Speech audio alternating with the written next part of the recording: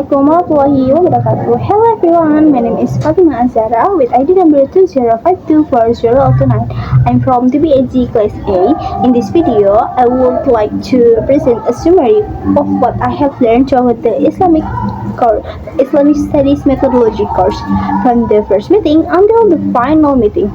During this course, I learned about the foundation of Islamic studies, its historical development, various research approach, the role of religion in human life, and contemporary issues in Islam. I will explain each meeting briefly and conclude my reflection on the course. Let's begin with the first meeting. In the first meeting, we learned about the basic concept of Islamic studies methodology. Methodology refers to a systematic way of conducting research, while Islamic studies focus on studying Islam as a religion, civilization, and way of life.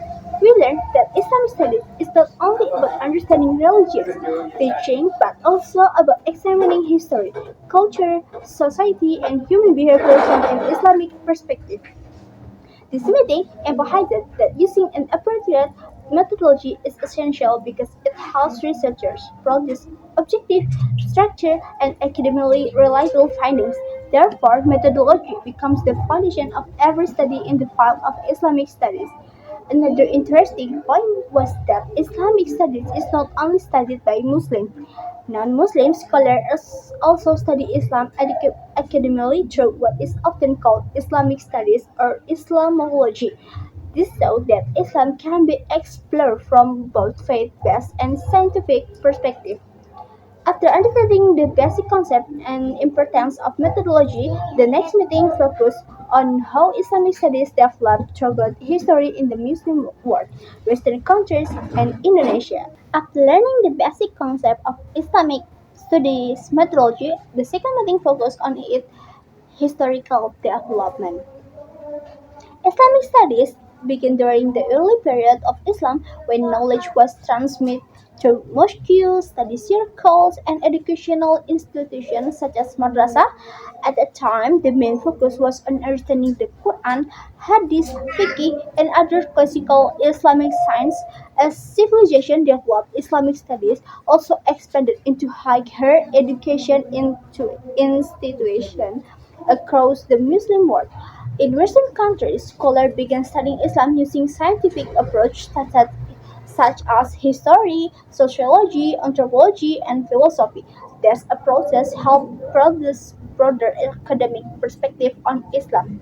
In Indonesia, Islamic studies have developed significantly through Islamic universities and pesantren. Today, Islamic studies combine traditional Islamic values with modern academic methods to respond to contemporary social challenges. After understanding how Islamic studies developed historically, the next meeting explored why religion is important in human life and how it influences individuals and society. The third meeting discussed the role of religion in human life. Religion is an important part of human existence because it provides guidance for both personal and social life. In Islam, religion teaches people how to worship Allah while also encouraging honesty, justice, and responsibility and compassion towards others. We also learned that religion influences many aspects of society, including education, culture, economic, politics, and family life. Islamic teaching encourage Muslims to maintain harmony between spiritual obligation and worldly responsibilities. This meeting helped me understand that religion is not only about rituals, but also about building good character and creating a peaceful society through ethical values. Since religion influences every aspect of life, the next meeting explained the unique characteristic of Islam as a comprehensive way of life. In the fourth meeting, we learned about the characteristic of Islam. Islam is described as a comprehensive religion because it regulates every aspect of human life. It includes beliefs, worship, moral values, education, social interaction, economic activities, and political principles. One important characteristic of Islam is balance. Islam encourages Muslims to maintain harmony between spiritual and material needs, individual rights, and social responsibilities, as well as faith and knowledge. This meeting showed that Islamic teachings are universal and applicable in different situations. They provide guidance not only for religious practice but also for creating just and responsible society. After understanding the characteristics of Islam, we continue by learning how Islam is understood and practiced in the Indonesian context through different methodological approach. The five meeting focus on understanding Islam in the Indonesian context. Islam entered Indonesia through peaceful interaction involving trade, education, and cultural exchange. As a result, Islamic teaching blend with local tradition without losing their essential values. We also learned that Indonesian Islam is characteristic by diversity. Different Islamic organizations and scholars may have different perspectives, but they share the same fundamental principle of the Quran and Sunnah. Another important lesson from this meeting is the concept of moderation. Indonesian Islam encourages tolerance, respect for diversity, and peaceful coexistence within a multicultural society. These values are highly relevant in maintaining national unity and promoting harmony among different communities. After discussing the development of Islam in Indonesia, the following meeting introduced various methodologies used in Islamic studies. These methodologies help research analyze Islamic issues from different academic perspectives and produce more comprehensive understanding. In the sixth meeting, we studied the various methodologies used in Islamic studies. We learned that there is no single method for understanding Islam. Instead, researchers can choose different approaches depending on their research question and objectives. For example, the textual approach focuses on the Quran and Hadith, while the contextual approach considers social, cultural, and historical circumstance. We also discuss comparative, historical, philosophical, and interdisciplinary methodologies. Each method provides a different perspective and helps researchers understand Islamic issues more comprehensively. This meeting showed me that selecting the appropriate methodology is essential because it determines the quality, validity, and credibility of research findings. After learning about different research methodologies, we continue by exploring how Islamic teaching and can be understood through scientific methods and critical thinking. During the seventh meeting, we focused on different methods of understanding Islam. We learned that Islamic teachings should not only be understood literally but also interpreted through appropriate scientific methods. Researchers need to consider historical background, social condition, and the objective of Islamic teaching. The course also introduced the ideas of several Muslim scholars who emphasized the importance of combining revelation with reason. This approach helped avoid misunderstanding and encourage more balanced interpretation of Islamic texts. From this meeting, I realized that understanding Islam requires critical thinking, careful analysis, and openness to different academic perspectives while remaining faithful to Islamic principles.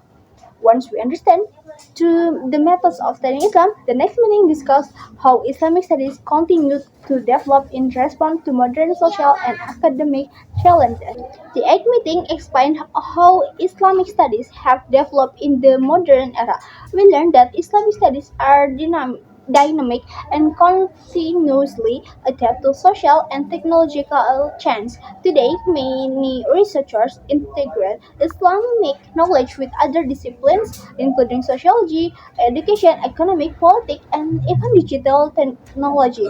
The interdisciplinary development helped Islamic studies address contemporary challenges such as globalization, environmental issues, ethical problems, and technological advancement. I found this topic particularly interesting because it showed that Islamic studies are not limited to classical knowledge but continue evolving to meet the needs of modern society. In the ninth meeting, we discussed the paradigm shift in Islamic studies. A paradigm shift means changing the way researchers understand and study Islam. Traditional methods remain important, but modern Islamic studies also encourage interdisciplinary approach and critical analysis to better understand contemporary issues. We learned that Islamic research should respond to social challenges without abandoning the fundamental teaching of Islam. Therefore, researchers need to balance classical Islamic scholarship with modern scientific methods. This really helped me understand that Islamic studies are always evolving. By adapting new perspectives while preserving Islam principle, scholars can produce research that is both academically valuable and socially relevant. In the time meeting, we discussed contemporary issues in Islamic studies. We learned that Muslims today face many new challenges, including globalization, technological development, environmental problems, and social change. These issues require Islamic scholars to provide relevant and practical solutions based on Islamic values.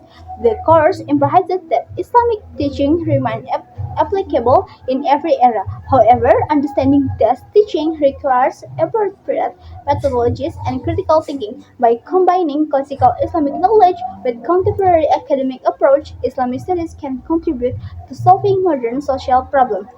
During the 11th meeting, we learned about the future direction of Islamic studies.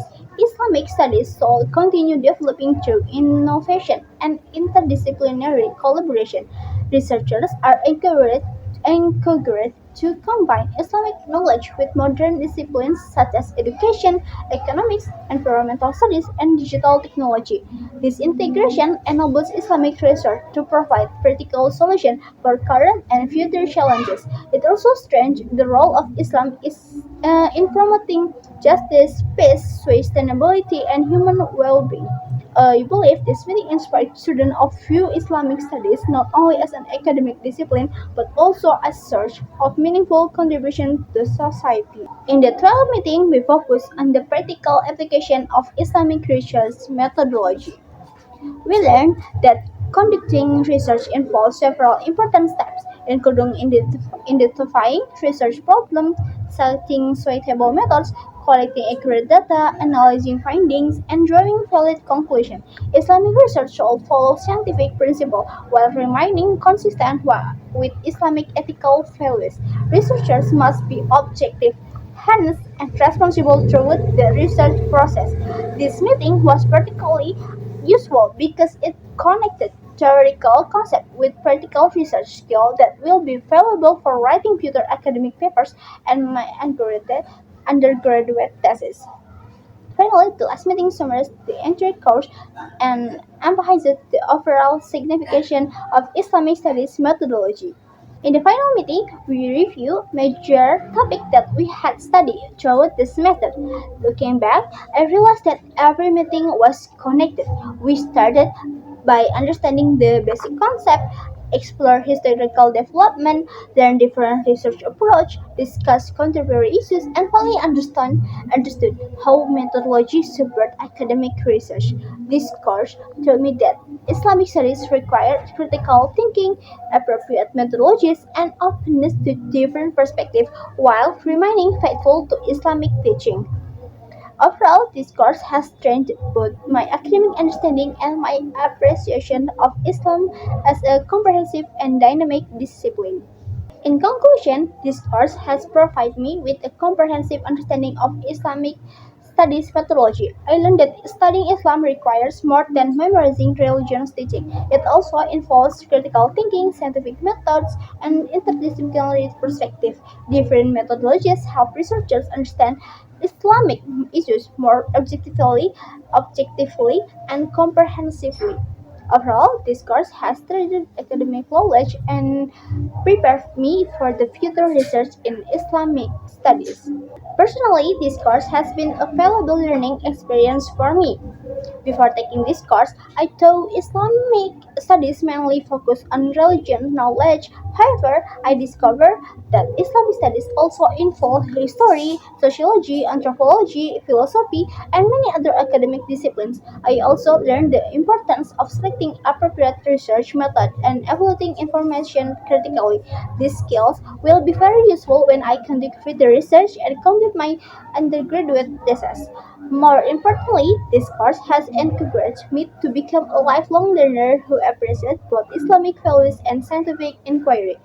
Thank you for watching my presentation. I hope this video has provided a clear summary of what I have learned through the Islamic Studies Methodology course. This course has not only expanded my academic knowledge but also deepened my understanding of Islam through a systematic and scientific approach. Thank you. Wassalamualaikum warahmatullahi wabarakatuh.